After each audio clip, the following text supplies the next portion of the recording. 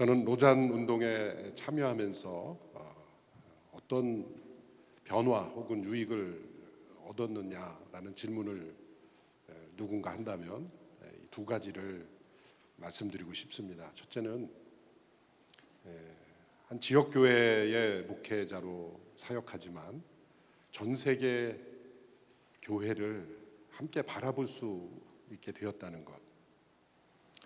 그래서 우리가 함께 목회자로서 우리에게 주어진 어느 지역교회 혹은 기관, 그러한 에만 우리가 몰두하다 보면 예수님께서 너희는 가서 모든 족속이라는 우리의 사역의 대상, 우리가 어떤 지역, 어떤 목회로 부름을 받았든지 궁극적으로 우리의 목회는 전 세계적인 목회이어야 하고, 전 세계적인 이 교회의 흐름에 대해서 교과서적인 교회사로서의 지식이 아니라 끊임없이 변화되고 있는 세계 교회의 변화에 대해서 우리가 깨닫고, 그 세계 교회의 상황에서 우리 한국 교회 또 나의 목회를 바라볼 수 있는 그런 시각, 그것이 너무 중요하다는 것을 깨달아 가고 있습니다. 교회가 하나님 나라 중심이어야 한다는데, 구체적으로 하나님 나라 중심이 도대체 뭐냐라고 할 때, 개교회를 뛰어넘어 전 세계 교회를 함께 협력해야 된다는 그러한 소명의식을 갖는 것, 또 교회를 통해 일하신 하나님의 나라를 우리가 바라볼 때 교회만이 아니라 일터, 또 세상 한복판에서 일하고 있는 우리 성도들의 영역, 모든 영역에서 복음의 역사가 나타나야 하는데, 그러한 운동에 참여하지 않고는 우리가 목회할수록 너무 좁아지는 그런 것을 많이 봅니다.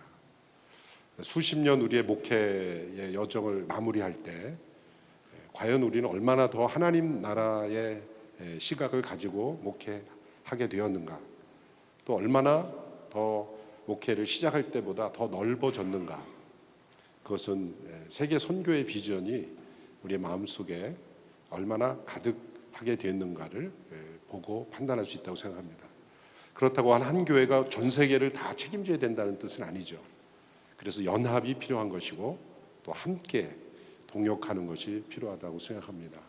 두 번째로 제 자신이 경험한 것은 로잔 운동의 여러 문서들을 로잔 어케이저널 페이퍼라든지, 또 로잔 언약부터 필리핀 마닐라 선언, 또 케이프타운 서약에 이르기까지 중요한 문서들이 우리가 지금 목회하고 있는 이 목회 현장에서 일어나고 있는, 또 이 세상에서 일어나고 있는 흐름에 대한 어느 정도는 중요한 가이드를 해주고 있다는 것을 제가 발견했습니다.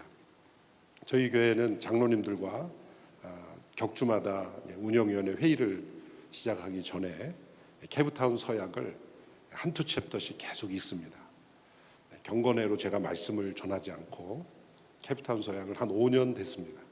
계속 지난번에 읽은 그 다음 챕터 계속 제가 참석 못해도 또 위원들끼리 함께 읽고, 그러면서 깨달은 점은, 우리가 신앙생활을 할 때 신앙 고백은 더 이상의 새로운 신앙 고백이 필요할까라고 생각될 정도로 각 교단에서 작성한, 또 지금까지 역사 속에 나온 그 신앙적인 교리 고백은 너무나 정교하고 섬세하게 교리적으로 충분히 우리가 신앙생활 하기에 충분할 정도로 다 이렇게, 저는 거의 완성의 단계가 아닌가 그런 생각을 합니다.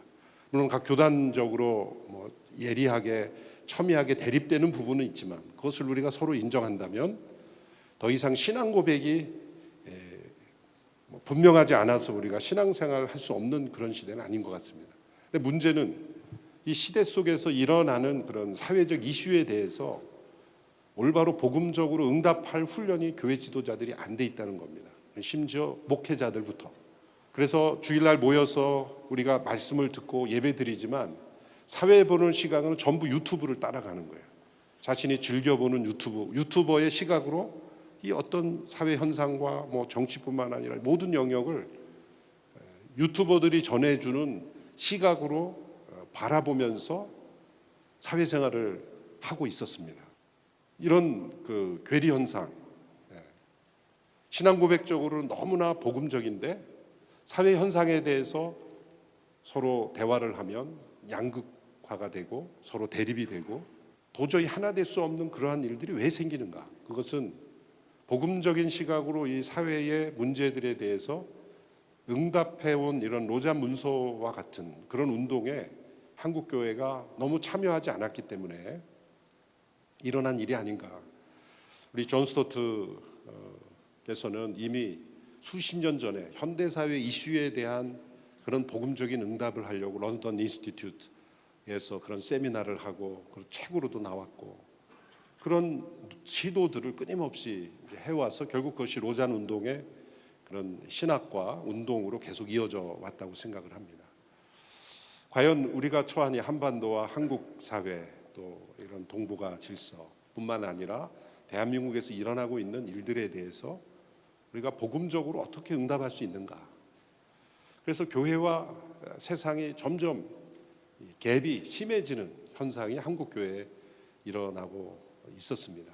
그런데 제가 뭐 어떤 주제를 강의한 것이 아니라 케이프타운 서약을 챕터 바이 챕터로 그냥 모일 때마다 그냥 경건회를 그거로 대신해서 쭉 읽어나가는 가운데 장로님들의 생각이 하나가 되고 그 문장을 사랑하게 되고 그리고 장로님들이 케이프타운 서약을 본인 돈으로 사서 주변 분들에게 이렇게 나누어 주는 너무 좋은 그 유익을 얻었고 어떤 때는 첨예하게 사회 이슈에 대해서 우리가 결정을 내려야 될 때 딱 그 문제에 대한 적합한 가이드라인이 되는 그런 격도 있었습니다. 가장 중요한 것은 우리가 로잔 운동을 어떤 이벤트나 또 뭐 저는 뭐 빌리그레암 전도 집회처럼 많은 사람이 모였다 이런 것으로 이제 영향력이 없습니다.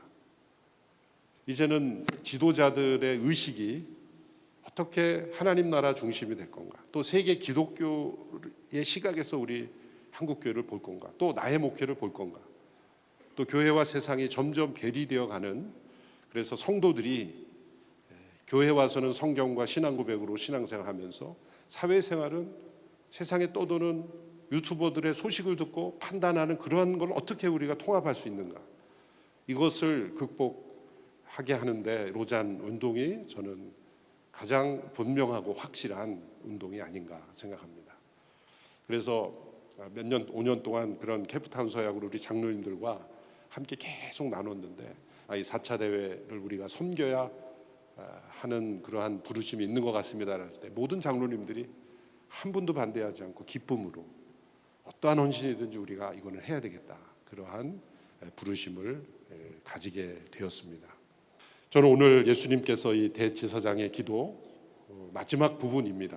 이것은 미래의 예수님을 믿게 될 사람들을 위한 기도요. 또 선교의 기도입니다. 부활 승천하신 예수님은 지금도 이 기도를 하고 계신다고 믿고 또 우리도 이 기도에 참여하도록 초청하고 있다고 믿습니다. 예수님은 이제 복음이 전해져서 믿게 될 수많은 사람들을 위해 기도할 때 하나됨을 통해서 믿게 된다는 말씀을 이 기도 속에 포함시켜 주고 있습니다. 예수님의 이 기도의 내용을 보면 무엇과 같이라는 그 원리를 설명하는데 네 가지 하나됨이 나타납니다. 첫째는 삼위일체 하나님의 하나됨입니다. 21절을 보시면 21절 혹시 자막이 준비가 되어 있습니까? 21절입니다. 아버지여 아버지께서 내 안에 계시고 내가 아버지 안에 있는 것 같이 그들도 모두 하나가 되게 하시고 그들도 우리 안에 있게 하사 세상으로 아버지께서 나를 보내신 것을 믿게 하옵소서. 여기 보면 아버지께서 내 안에 그거는 예수 그리스도 독생자 예수 그리스도와 아버지 하나님과의 하나됨.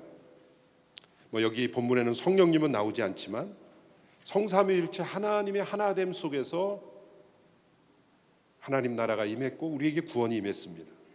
이 하나됨이 없었다면 창조도 없었고 구원도 없을 것입니다. 또 22절 23절의 말씀을 보십시오. 22절 23절 우리 같이 한번 읽어볼까요? 시작. 내게 주신 영광을 내가 그들에게 주었사오니 이는 우리가 하나가 된 것 같이 그들도 하나가 되게 하려 함이니라. 곧 내가 그들 안에 있고 아버지께서 내 안에 계시며 그들로 온전함을 이루어 하나가 되게 하려 함은 아버지께서 나를 보내신 것과 또 나를 사랑하심 같이 그들도 사랑하신 것을 세상으로 알게 하려 함이로소이다. 우리가 하나인 것 같이 삼위일체 하나님의 이 하나됨이 바로 선교의 출발인 것입니다. 두 번째 하나됨은 예수 그리스도 안에 있는 이 신성과 인성의 하나됨, 이 두 가지 본성이 완벽하게 하나 되는 것. 우리 기독론에서 잘 배운 내용 아니겠습니까? 성육신하신 독생자 예수 그리스도 안에 그분의 신성과 인성이 완전히 하나 되었기에 우리가 그분을 믿음으로 그분과 하나 될 수 있는 그러한 문을 여신 것이죠. 이 하나됨은 세 번째 하나됨으로 연결됩니다. 그것은 예수 그리스도와 그분에게 속한 이들의 하나됨. 그리스도께서 내 안에, 내가 그리스도 안에 거하는 것. 예수님께서 여러 번 이렇게 기도하셨습니다. 그들도 모두 하나가 되게 하시고 그들도 우리 안에 있게 해. 세 번째 하나됨은 머리 되신 예수 그리스도를 그분 안에서 우리 모두가 그분과 연합하여 하나 되는 하나됨입니다. 네 번째 하나됨이 이제 예수님께서 오늘 본문의 마지막 기도하신 예수님을 머리로 한 성도들, 그리스도인들의 교회의 하나됨입니다. 어떤 조직적인 하나됨도 아니고 획일적인 하나됨도 아닙니다. 교파적인 하나됨도 아닙니다. 예수 그리스도를 머리로 한 성도들, 그분과 연합된 이들의 하나됨, 이 네 번째 하나됨입니다. 첫 번째, 두 번째 하나됨은 우리가 이룰 수 있는 것이 아니죠. 성삼일체 하나님의 하나됨, 또 예수 그리스도 안에 있는 하나됨.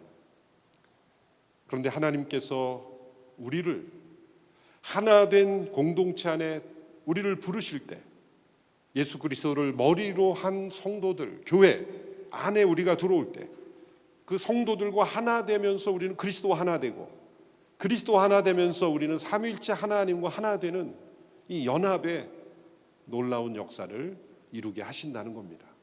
그러므로 구원의 궁극적인 목표는 성삼일체 하나님의 하나됨에 우리가 참여하는 것입니다. 저는 로잔 운동에 참여하면서 이 하나됨의 기쁨, 축복, 그리고 그 가능성을 보았습니다. 저는 이 자리에서 교단과 교파의 문제를 얘기하면서 이렇게 하고 싶지 않습니다. 교단과 교파도 얼마나 소중합니까? 우리가 속한 각 교단의 정체성을 지키면서 또 그런 교리적 순수성을 우리가 지키면서 복음을 전하는 것, 또 연합하는 것, 하나님이 기뻐하시는 일이라고 생각을 합니다. 그러나 때로 교단이 선교적으로 하나 되지 못할 때, 복음이 온 세상에 전해지는 일이라는 그 목표로 하나 되지 못한다면 이런 로잔 운동에 함께 참여함으로써 세계 복음화를 위한 예수님의 이 기도가 이루어지는 하나됨에 우리가 참여한다는 것은 이 시대에 우리의 목회에 얼마나 큰 축복인가. 저는 제가 어떤 지금의 현재의 한국 로잔의 어떤 의장을 맡고 있고 이런 대회를 또 섬기기 때문에 하는 일이 아니라 저는 아무 타이틀이 없어도 로잔 운동의 어느 한 구석에서 계속해서 참여하고 또한 나누고 배우고 또 참여하는 그런 일이 나의 목회 여정에서 함께 이루어질 수 있다는 것을 기대하고 있습니다. 우리가 어떤 직책이 있어서 일하는 것이 아니라 어떤 직책이 없을 때 참여하는 것이 얼마나 순수합니까? 또 그러한 일에 참여하는 것이 얼마나 하나됨 하나님이 기뻐하십니까? 저는 이 자리에 오신 여러분들에게서 그런 소망과 감사를 가지고 있습니다. 우리가 어떤 조직을 만들어서 막 하려고 하지 않았어도 여기 계신 한 분 한 분이 이 세계 복음화를 위한 이 선교적 연합운동에 여러분들이 이렇게 함께 자리해 주시고 또 여러 모양으로 함께 해주신 것이 한국교회의 희망이라고 저는 생각을 합니다.